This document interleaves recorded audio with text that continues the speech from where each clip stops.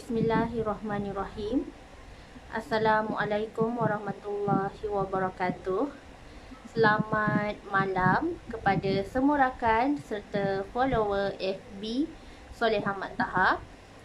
Okey, hari ni Soleha buat live dan sepatutnya hari ni hari yang tak ada live.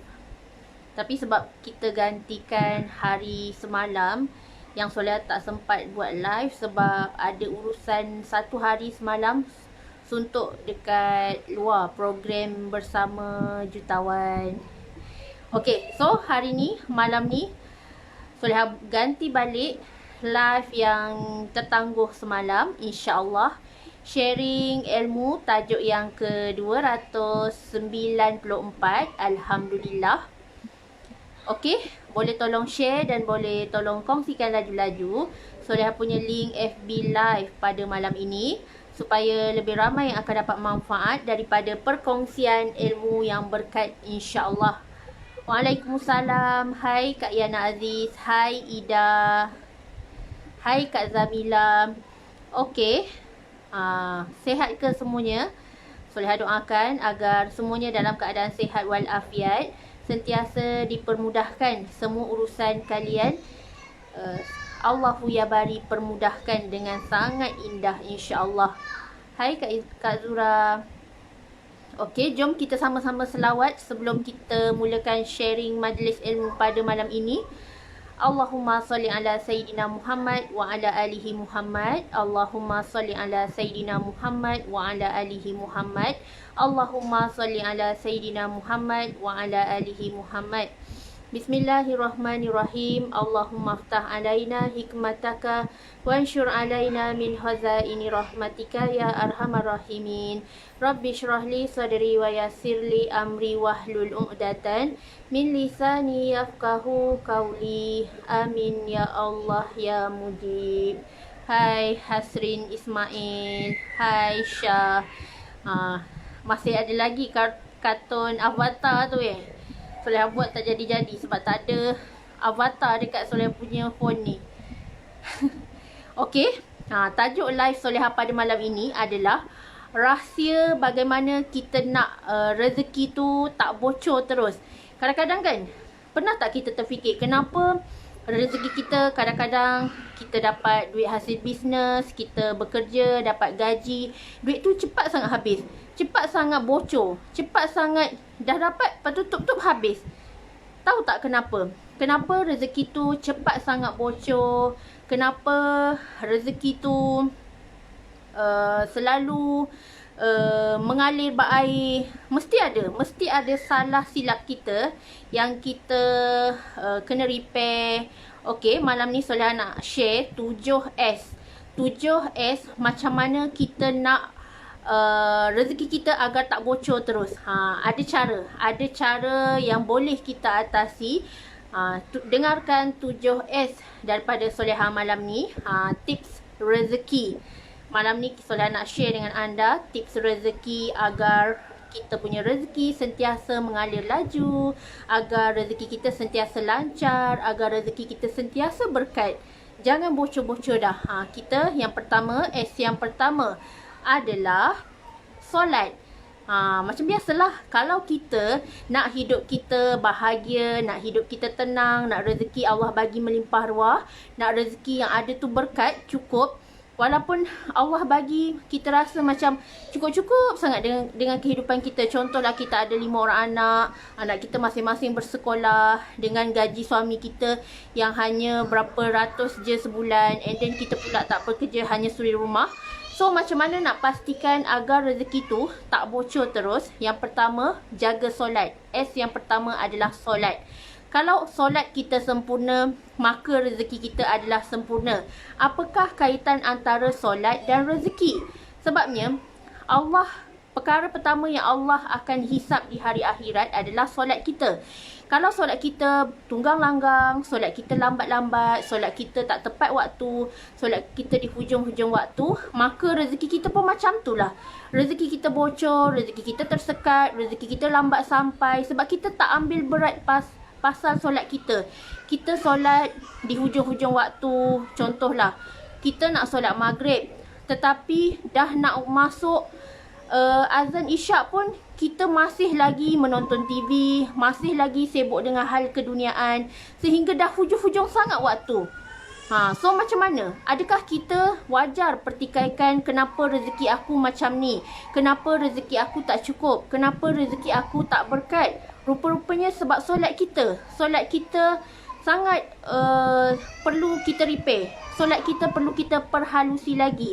Wuduk kita macam mana, rukun solat kita macam mana, bacaan kita dalam solat macam mana, semua kita nak cek satu persatu. Okey, tu S yang pertama, solat. Inilah rahsia bagaimana kita nak pastikan agar rezeki kita tak bocor terus. Okey, yang kedua, S yang kedua adalah syukur. Kalau kita nak rezeki kita mengalir laju berair, kita bersyukur dahulu. Kekurangan semua manusia pada masa kini adalah kurang bersyukur, tidak bersyukur, kufur nikmat, selalu meragui dan selalu merungut terhadap rezeki yang Allah bagi. Sebenarnya Allah bagi rezeki kepada kita semua ni adalah secara adil. Allah ni maha kaya, Allah ni maha memberi. Allah bagi kita rezeki sesuai dengan apa yang kita usahakan. Contohlah kalau kita ni seorang usahawan, contohlah kalau kita ni seorang seller online, and then tiba-tiba kita nak rezeki kita mengalir laju berair, and then kita jaga solat kita jaga puasa kita jaga sedekah kita jaga hubungan kita antara sesama manusia. So, disitulah kebanjiran rezeki akan datang bergolek kepada kita bila mana kita jaga hak Allah. Kita bersyukur. Allah kata tanda manusia ni bersyukur adalah dia bersyukur dengan yang sedikit, aku bagi dia sedikit, dia bersyukur, aku bagi dia banyak, dia kongsikan rezeki dia dengan ramai orang.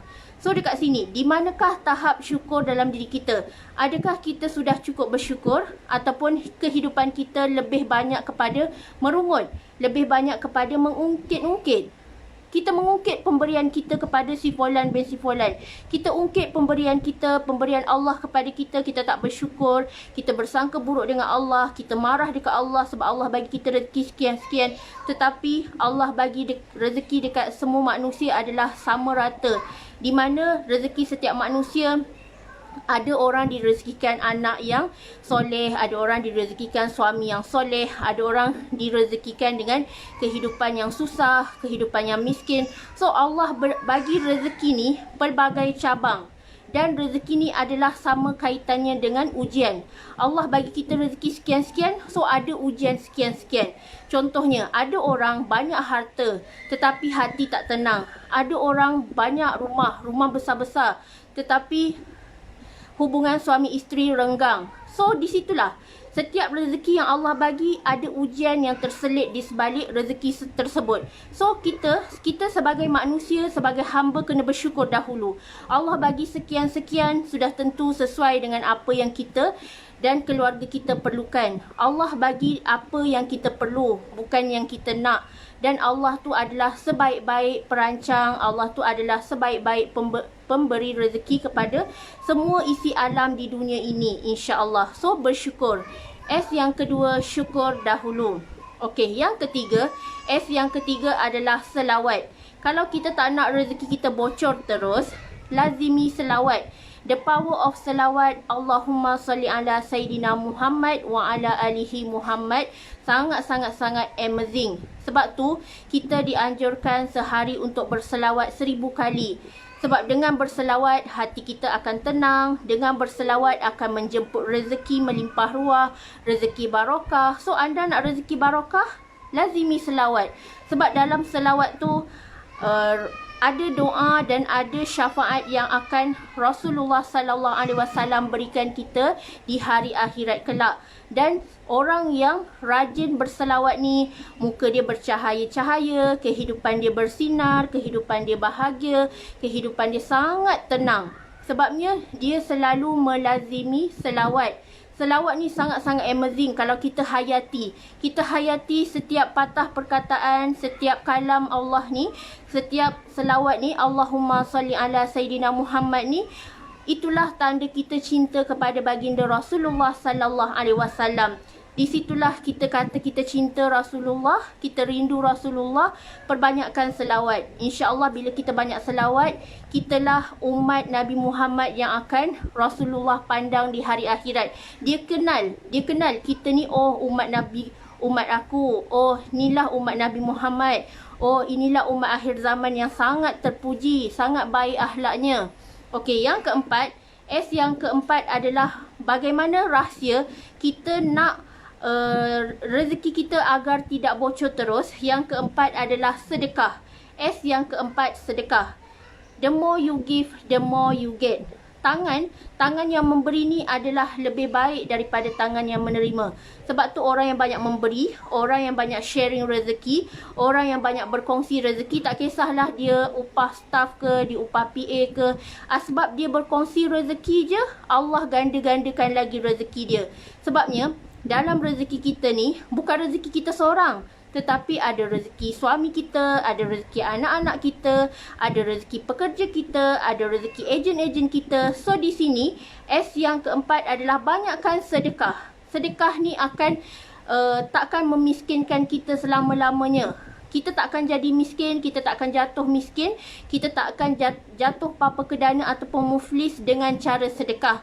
Tetapi janji Allah, barang siapa yang banyak bersedekah, dialah orang yang kaya di hari akhirat kelak. Sebab pahala yang dibawa asbab dia bersedekah di dunia ni akan dibawa semua berbondong-bondong.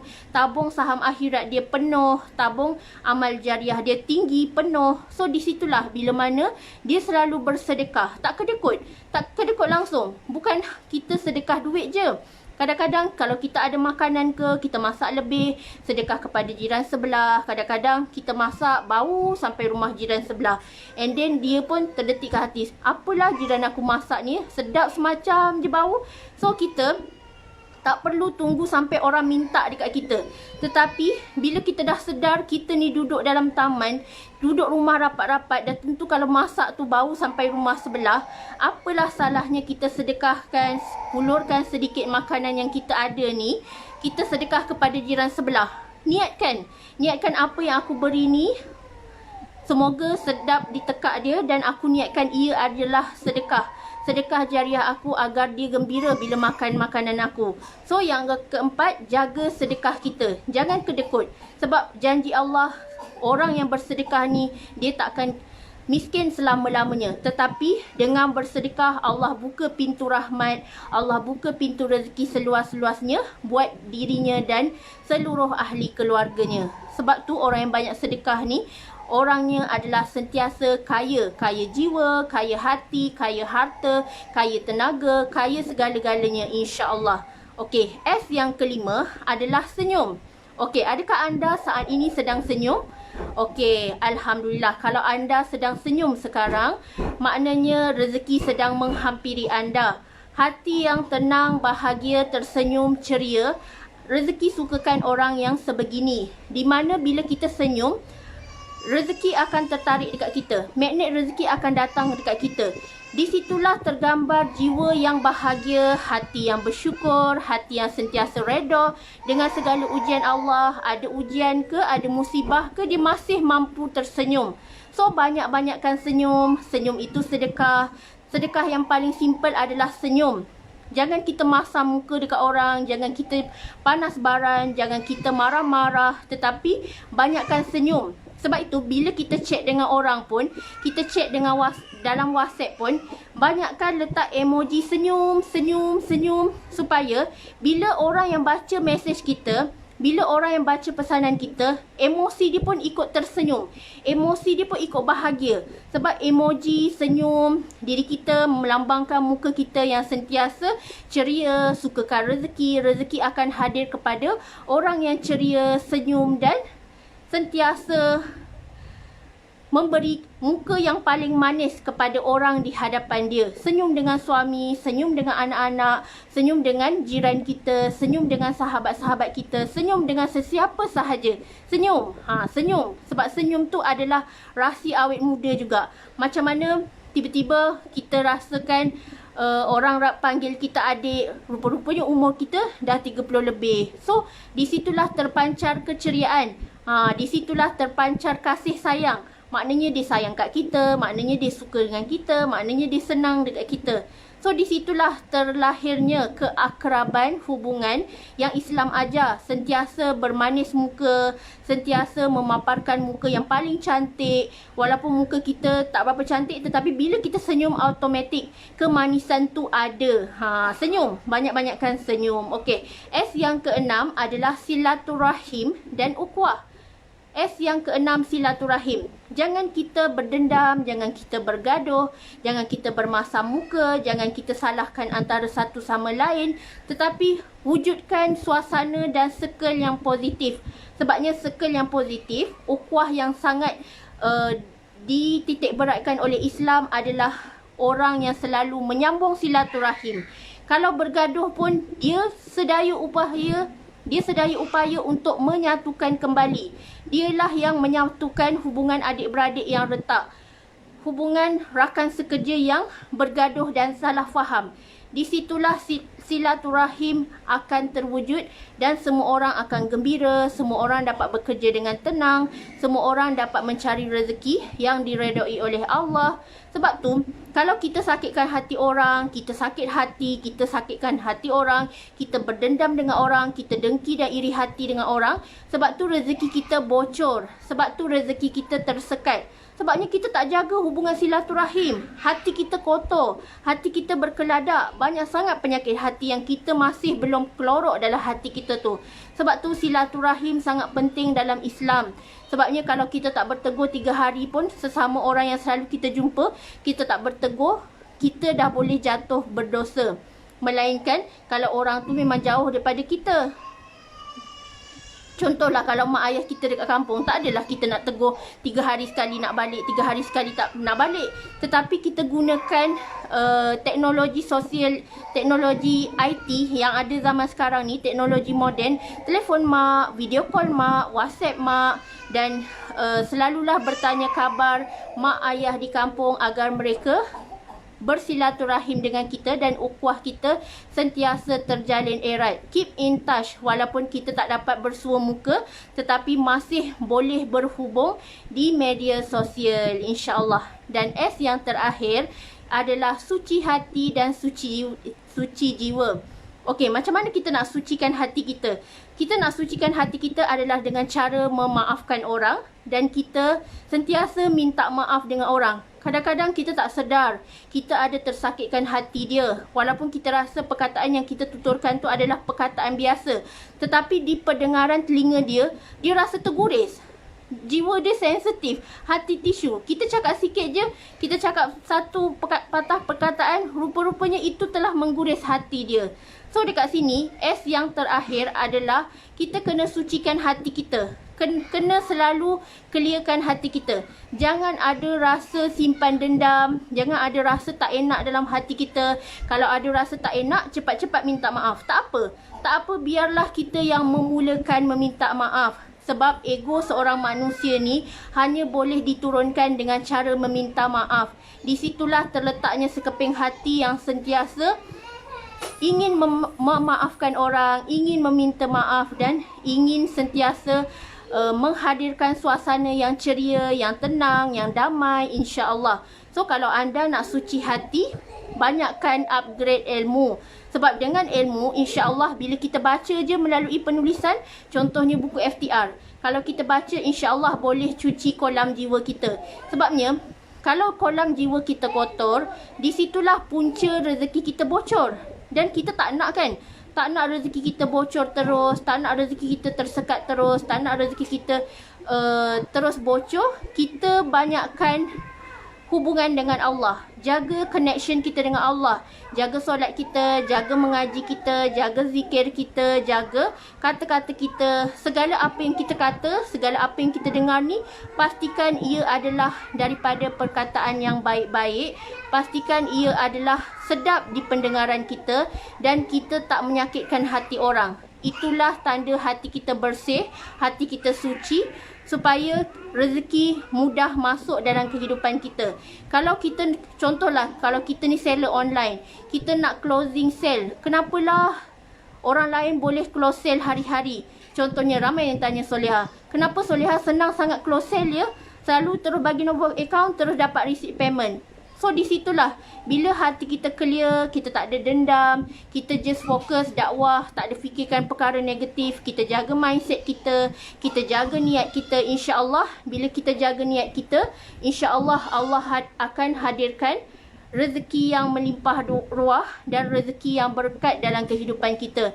Kalau anda nak rezeki berkat, pastikan segala sumber rezeki yang masuk, duit-duit yang mengalir dalam kehidupan kita yang kita nak bagi suami kita makan, anak-anak kita makan, pastikan ia adalah daripada sumber yang halal, bukan sumber yang haram, bukan sumber yang dimurkai Allah, bukan sumber yang syubhah. So pastikan makanan yang kita makan halal, makanan yang kita makan suci, agar hati kita dan rezeki kita pun masuk dengan sangat mudah dalam kehidupan kita, insya-Allah. Okey, anda dapat banyak poin tak malam ni? Dapat banyak poin tak?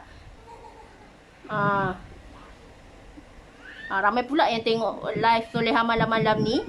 So, inilah perkongsian daripada Soleha yang tertangguh semalam. Soleha gantikan balik hari ni. Sepatutnya hari ni tak ada live, tapi sebab Soleha jenis yang memang akan buat apa yang Soleha dah janjikan, insya-Allah. Walaupun masanya berubah sedikit, tapi Soleha cuba yang terbaik, insya-Allah. Semoga bermanfaat untuk anda, semoga terkesan di hati anda. Soleha doakan agar semuanya beroleh rezeki yang berkat, rezeki yang diredai Allah, rezeki yang mengalir tak putus-putus bak air zam-zam, insya-Allah. Amin ya Allah ya mujib. Okey, terima kasih. Selamat malam semuanya. Wabillahi taufiq wa hidayah. Wassalamualaikum warahmatullahi wabarakatuh.